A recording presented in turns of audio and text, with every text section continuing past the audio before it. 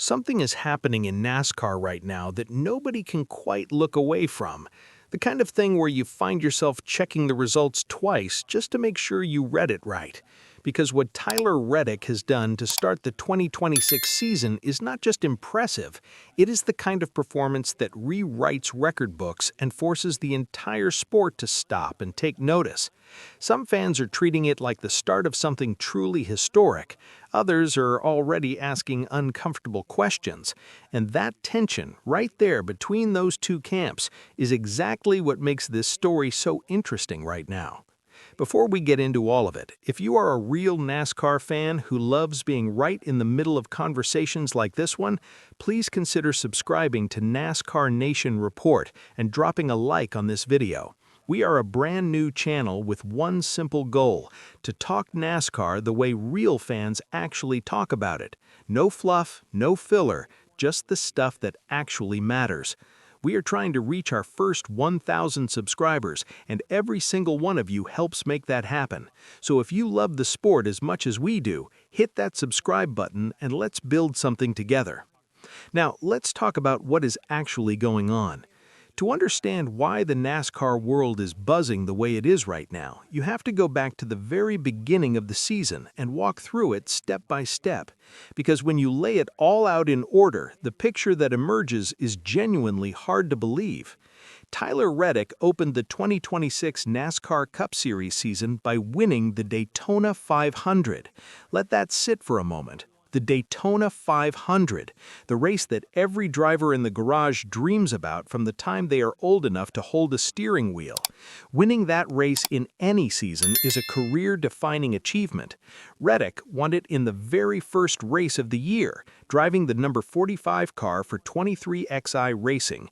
For the team, for the driver, and for everyone connected to that organization, it was an enormous moment. But then, the very next week at Atlanta, Reddick won again. 2 races into the season, and he had already done something that very few drivers in the history of the sport had managed to do. According to NASCAR's own race records, only 6 drivers in the entire history of the Cup Series had ever started a season by winning the first 2 races. Reddick had just joined that list. That alone would have been a story worth telling for the rest of the year. Then came March 1st at Circuit of the Americas, which everyone in NASCAR circles calls COTA. And that is where things went from remarkable to genuinely historic. Reddick won again. 3 races into the 2026 NASCAR Cup Series, Tyler Reddick had won all 3. No driver in the entire history of the NASCAR Cup Series had ever done that. Not Richard Petty, not Dale Earnhardt, not Jeff Gordon, not Jimmy Johnson, not anyone. Until now. And the way he won at COTA made it even harder to dismiss as luck or circumstance. Reddick started the race from the pole position. He led 58 of the 95 laps on the day, and when the checkered flag came out, he won by nearly 4 seconds. That is not a photo finish. That is not a fuel mileage strategy that happened to work out. That is a driver and a team going to a racetrack and controlling the event from start to finish. What makes the COTA win even more impressive is who was chasing him at the end. Shane van Gisbergen, who races as SVG and drives for Trackhouse Racing, is widely regarded as one of the best road course racers in the world. He came into COTA with a genuine piece of history on the line. He was trying to tie Jeff Gordon's Cup Series record with a 6th straight road course victory. That is how dominant he has been on these kinds of tracks. But instead of extending that streak, he spent the final laps of the race looking at the back of Reddick's car and never getting close enough to make a serious move. Reddick was open after the race about how mentally demanding those final laps actually were. He knew exactly who was in his mirrors. On a road course with SVG behind you, one mistake is all it takes. Reddick said his entire focus was on managing the gap, staying clean, and not giving van Gisbergen the opening he needed. The number 45 team held on and delivered the win. Reddick called it a world-class moment, not just for him personally, but for the entire entire 23XI racing organization. He also made a point of saying that the team had been frustrated for a while about not being able to match the top cars on road courses, which made winning at COTA against a field that included Van Gisbergen feel particularly meaningful. Now, to fully appreciate what this run means, you also have to understand where Reddick was coming from. In the entire 2025 season, he did not win a single race. Not one. He went through a full Cup Series season without a victory. And now, just 3 races into 2026, he has 3 wins and a commanding lead in the championship standings. That kind of turnaround does not happen often in this sport. The garage pays attention when it does. For 23XI Racing as a team, this run carries its own historic weight.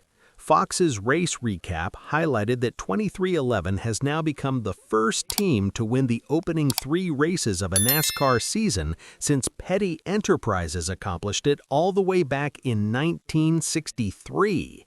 That is not just impressive company to be in, that is legendary company. When your team is being mentioned in the same sentence as Petty Enterprises in the record books, the entire sport takes a different kind of notice. And of course, you cannot talk about 23XI Racing without talking about who owns it: Michael Jordan. After the COTA win, Jordan made a comment that spread across NASCAR social media almost immediately. He said it was time for change. Now, some people jumped on that phrase and tried to read it as Jordan taking a shot at NASCAR or suggesting some kind of deeper conflict brewing between the team and the sport's governing body. But when you actually listen to the full context of what he said, that interpretation does not hold up. Jordan was talking about a shift in how 23XI is perceived, a change in where the team stands in the competitive order of the Cup Series garage. He was celebrating, not complaining. Jordan also made a point of crediting his co-owner Denny Hamlin as the person who deserves the most credit for building what the team has become. He said Hamlin was the one who identified the right driver, helped assemble the right people, and created the structure that made this kind of run possible. Jordan described his own role as the competitor who put up the money and wanted to win. He also announced that he plans to be at Phoenix for the next race as Reddick chases an almost unthinkable 4th consecutive win to open the season. The team is not shying away from the spotlight right now. They are leaning straight into it. There was also a genuinely emotional moment that came from Kurt Busch, who was the original driver of the number 45 car before a concussion ended his full-time racing career. After Reddick's win at COTA, Busch publicly congratulated everyone involved, from Reddick himself to Hamlin, Jordan, crew chief Billy Scott, and the entire organization. He said he could not be more proud and called the moment history. That carries real weight because Kurt Busch helped build the identity and the culture of that number 45 team. Watching it become the center of the NASCAR world while he's on the sidelines is a complicated thing, and his decision to celebrate it openly and generously says a lot about him. But now we have to talk about the part of this story that is generating the most noise, because not everyone in the NASCAR world is simply celebrating what Reddick and 23XI are doing. A theory has been circulating online, on message boards, across social media, and in the kinds of conversations that happen on talk radio-style NASCAR content. Some fans have been pointing out that 23XI Racing and Front Row Motorsports settled an antitrust lawsuit against NASCAR back in December. That lawsuit had been hanging over the sport since 2024 and was a significant legal conflict between those teams and NASCAR's leadership. And now that 23XI has come out of the gate winning everything in sight, a portion of the fan base is connecting those two things and wondering whether something happened behind the scenes as part of that settlement that gave the team some kind of advantage. It is worth being direct about this. Right now, that is a theory, not a fact. There is no evidence supporting it, and the strongest argument against it is the race itself and what happened after it. NASCAR conducted its standard post-race inspection on the number 45 car and found absolutely nothing wrong. The car passed. everything was legal. Beyond that, Shane van Gisbergen, the driver who had the most to lose by finishing second, had every reason in the world to raise concerns if something had seemed off. Instead, he praised Reddick's performance and told reporters that the number 45 car was simply very good and that his own team had lacked a little bit of the grip and drive they needed to challenge at the front. That is not the kind of statement a driver makes if he thinks something shady happened. So where does the suspicion actually come from? Honestly, it comes from timing and from human nature more than anything factual. When a legal dispute between a team and a governing body ends in December, and then that same team immediately starts dominating in January and February, people are going to start connecting dots. That is just how sports fans think. It does not make the theory true, but it does make it easy to understand why people are talking about it, and the conversation is only going to get louder if Reddick wins again at Phoenix. There is also a business dimension to all of this worth understanding. According to reporting from Front Office Sports, NASCAR is currently getting more exposure from Michael Jordan as a team owner than it ever has before. Jordan's name generates headlines in places that would not normally pay any attention to a NASCAR race. The Daytona 500 this year drew about 7.5 million viewers, which was an 11% increase compared to the weather-affected race in 2025. That is a significant jump. The Atlanta race, however, averaged around 4.5 million viewers, which was actually slightly down compared to the previous year. So the attention and the star power are real, but whether that is translating into a sustained long-term growth in the audience is still something the sport is waiting to find out. Looking at where the championship standings sit after 3 races, the gap that Reddick has already opened up is striking. He leads the points with 186, which gives him a 70-point advantage over his own teammate Bubba Wallace, who sits second with 116. Chase Elliott is third with 114 points, Ryan Blaney fourth with 100, and Van Gisbergen fifth with 90 points, tied with Joey Logano.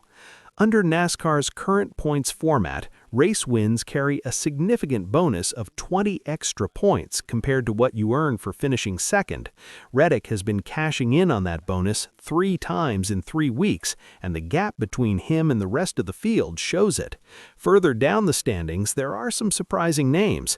Denny Hamlin, who co-owns the team that is currently running away with the championship, sits only 23rd in points with 60. Christopher Bell is 24th with 59.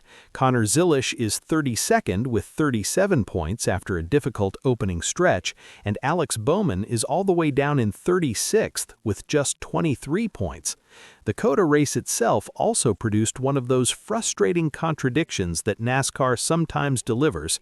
Connor Zilisch showed some of the most impressive raw speed of anyone in the field on the day, running laps that would have had him in contention for a strong result. But chaos in Turn 1 caught him up twice, spinning him out on both occasions. He ended up finishing 14th despite driving what he himself described as one of the best races of his life. That is the kind of outcome that is genuinely hard to process, and it speaks to just how different the experience was at the front of the field versus everywhere else. While Reddick looked untouchable up front, talented drivers behind him were dealing with contact, restarts, and unpredictable chaos throughout the race. So what does all of this actually mean for where things go from here? The honest answer is that 23XI Racing looks like a team that has figured something out, and right now, no one in the garage has found the answer to it. The conspiracy theories are noise. The inspection results are facts. The driver who finished second said the car was simply better, and the standings show a gap that will take a serious effort from multiple competitors just to start closing. The question heading into Phoenix and beyond is straightforward. Can anyone stop Tyler Reddick before this remarkable start turns into an uncatchable stranglehold on the 2026 championship? And if he wins a fourth race in a row, what happens to the conversation around this team? Because at that point, we would not just be talking about a hot streak, we would be watching one of the most extraordinary starts to a NASCAR season the sport has ever witnessed. And for fans who love this sport, moments like this one, messy, complicated, thrilling, and historic all at the same time, are exactly the reason we never stop watching. Drop your thoughts in the comments below. Do you think 23XI Racing has simply put everything together at the right time and Tyler Reddick is the best driver in NASCAR right now? Or do you think the questions and the suspicions surrounding the team are only going to grow the longer this winning streak continues? This fan base always has strong opinions, and we want to hear yours. And if you are not subscribed to NASCAR Nation Report yet, now is the time. We are building something real here for real NASCAR fans, and we would love to have you along for it. See you in the next one.